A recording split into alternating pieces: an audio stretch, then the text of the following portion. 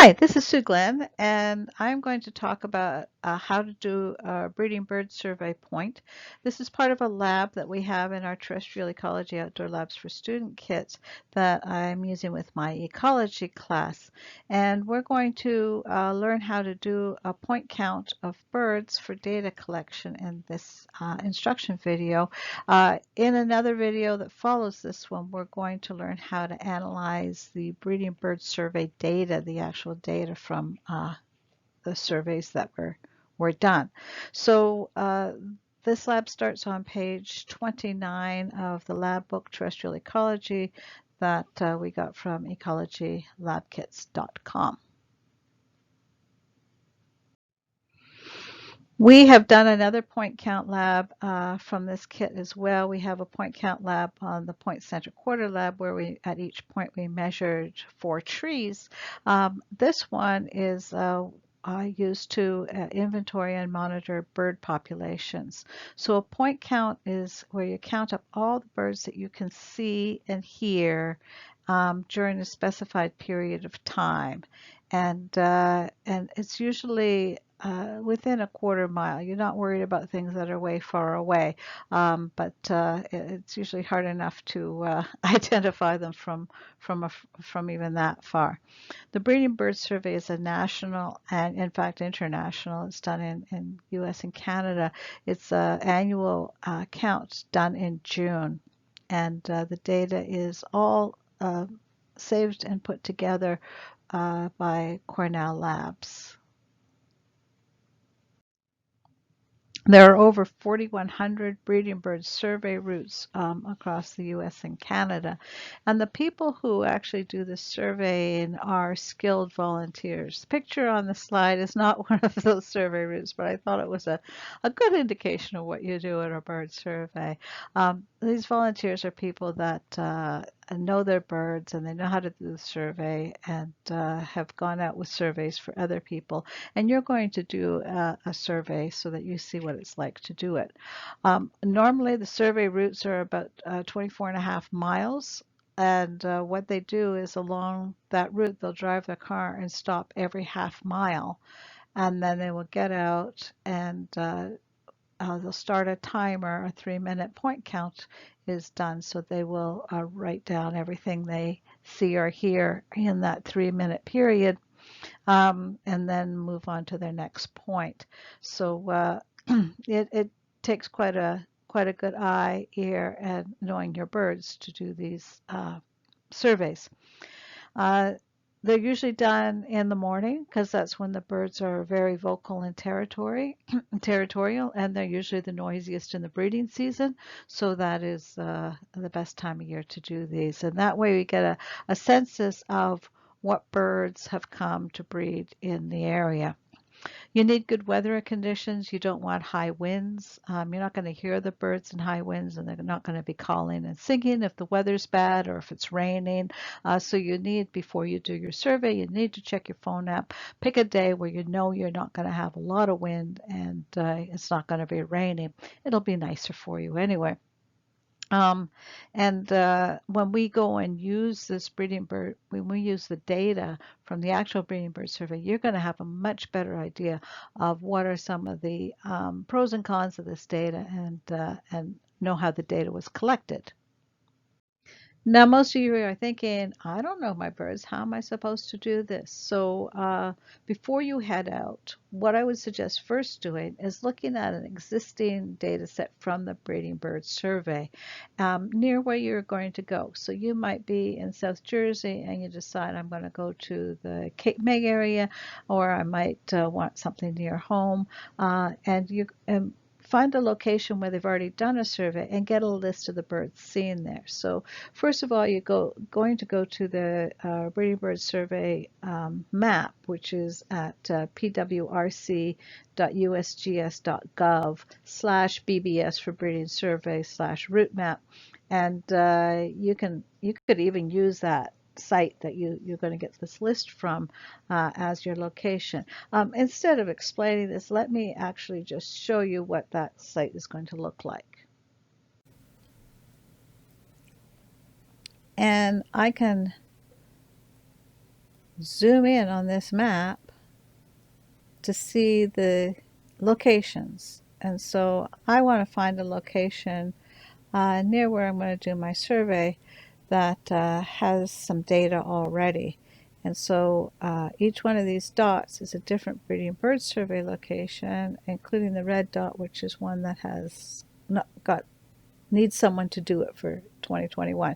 And the people that do these surveys are experienced volunteers, and they know their birds. So it might be I want to go down to the shore. Ocean City has a survey that would be relevant for a lot of shore birds. Or I might live near Woodbury and I want to do mine there. So you can pick a location. And the advantage of doing this before you go out is that you can actually see a list of the birds from that location. So let's say I'm interested in Woodbury Heights. So I'm just going to click on the Woodbury Heights. It'll zoom in to that location. And you can even find, the exact spots on the maps. But better than that, if I click info, a little box pops up. And that will give me information about when they do the survey, when they start it. They start at 5 o'clock in the morning. Do it anytime between May 27th and July 7th. They've got 33 years of data. The last time somebody did the survey was 2019, and the latitude and longitude for the slight start location. If I click on species lists, this will give me a list of every species ever seen on that breeding bird survey route, which is a lot of species over the years. So you can print that off and you can go through that and make sure you know what all of these guys look like. Another thing, maybe that's a little intimidating, that's a lot of species. Another thing you can do is click here on count data. And count data, let's just say I just want to see what were the most recent birds that have been seen there. So what was seen the last time they did the survey? So I click view, and now I've got a data set. Let me pull that down so you can see it in my screen space here. So now I have a data set that lists all of the species for that location and how many of each one they found. And so I can go down here and I say, well, it's likely I'm going to see a Canada goose, so I should probably know what one looks like. And a rock pigeon, I should probably know what one looks like. So that's the same thing as a regular pigeon. A mourning dove. Maybe you don't know what a mourning dove looks like. They seem to see a lot of them, so look that one up. So you can go down this list and see, what did they find a lot of? Mourning doves, chimney swifts, laughing gulls, turkey vultures. You probably already know that guy. A crow, American crow, and a fish crow. So I might want to see how do I tell those guys apart. Or they have this thing listed, it's just a crow. They don't know whether it was an American crow or a fish crow, which you could do as well. A purple martin, a barn swallow. So you can go through this list, pick out the ones, you're going to see a European starling. So make sure you know what a European starling looks like. You got a good chance of seeing a house sparrow. So make sure you know what that looks like. So pick the ones with the bigger numbers and look them up. Make sure you know what they look like. Make sure you have a good feel for them. So that's probably worth printing off and having a copy of.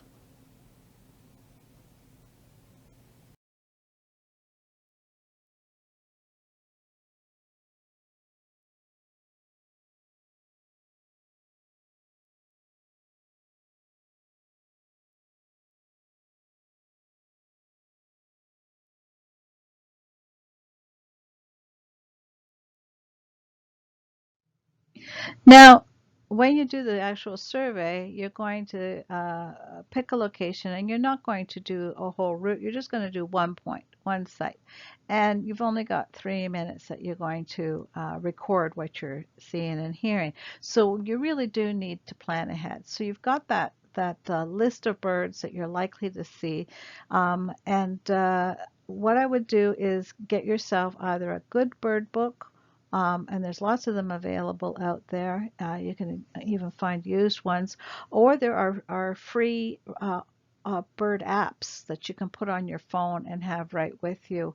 And some of them, those bird apps are great.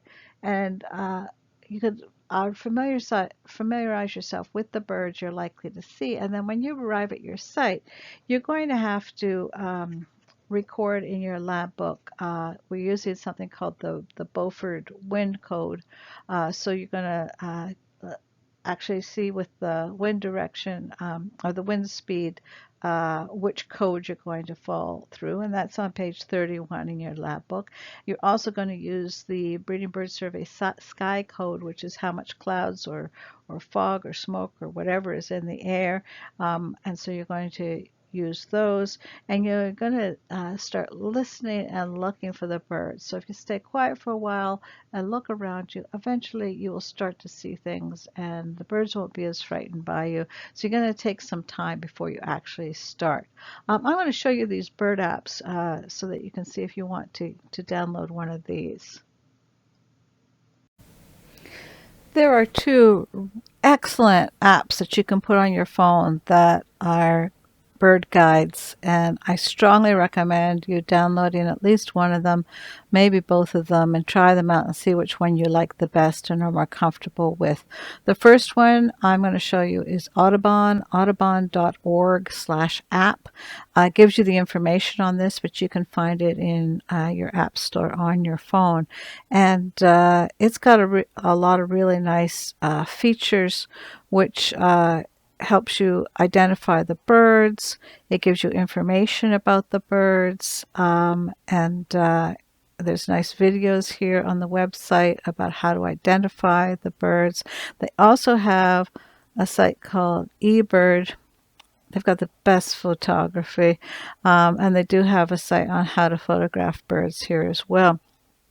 And this eBird will also link you up at the top here to other guides, and the Audubon Guide to North American Birds, which also has more information about individual birds that you can click on.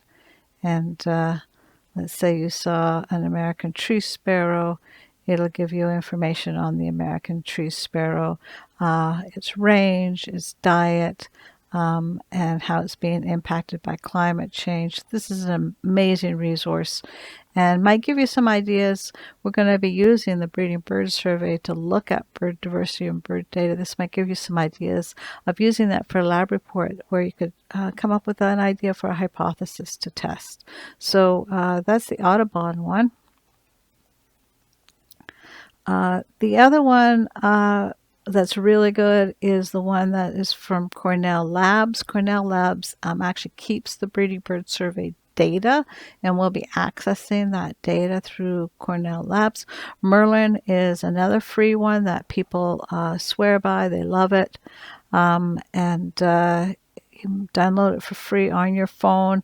What you do is you get a pack for your area, so that way you're not loading up everything on your phone, and then you have it. So even if you don't have good connection to your phone service, you still have everything sitting there on your phone. There's a step-by-step wizard for identifying the bird, or you can take a picture of it if you're that lucky, and put that in there.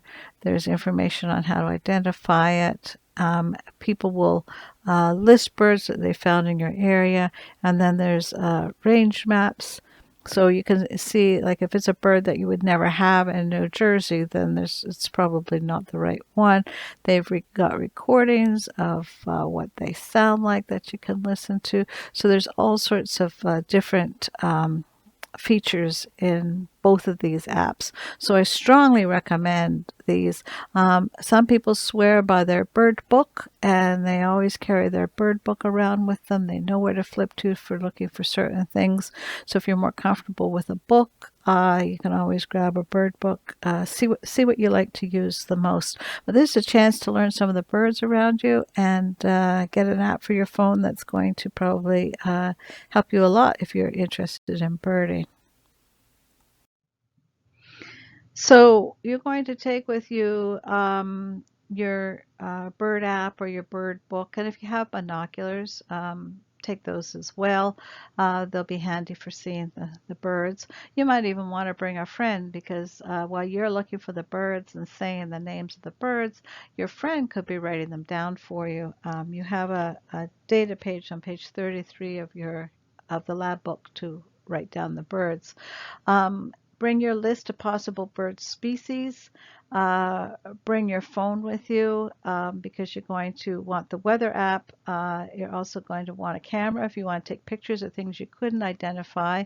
And you'll also want to have the app if you need that on your phone. Find a safe, quiet area with birds. If there's a lot of traffic, if there's a lot of noise, you're not going to be able to hear and see things. So make sure you find a good, safe place. And don't forget your lab book with your instructions, with your data sheet, pencil, water, sunblock, everything that you're going to need to be comfortable. You're not going to be there long, but you want to make sure that you're going to be safe and you have everything you require. Make sure when you found a location you're comfortable with, you take some pictures and you've recorded all your information. You can see and hear some birds. You've got your bird app. You know what you see around you. And then start your timer. And just for 3 minutes, you're going to list the birds you see and how many of each one that you can see or hear. And you've also got an additional page for describing unknown birds or other notes that you notice or something that you might have noticed before you collected the data, but then the bird disappeared. Or something that just flew by that you couldn't identify. There's an extra page for notes if you need that as well. My students make a lab blog. So if you've got all the information in your lab book, you can take pictures of page 33 and 34 and put them into your lab blog. Describe your study site, all that weather information you had, the information about the wind codes and the sky codes, the temperature, the date, the time of day, where you were, who was with you, what app you were using to identify your birds. You're going to put all that into your blog. And we'll update that blog again when we do some analysis. And that way you've got the information in your lab book and you've got it online that you can refer to it. And other people can refer to it later. So, and when you're trying to get like a scan of the page out of your lab book, I just use the Notes app on my phone. And if you go to click on the camera symbol to take a picture, you can actually choose an option to scan, and you get a really nice high quality scan that way. So you could try doing that. If you go to the website ecologylabkits.com, at the bottom of the home page, there's a link to bird surveys. That gives you links to the breeding bird survey maps and bird lists. There's also links to the Audubon and Merlin sites there as well. So that might come in handy. And the next presentation will be on actually using the breeding bird survey to calculate diversity indices. So hopefully you have fun and learn some birds. Have a good time.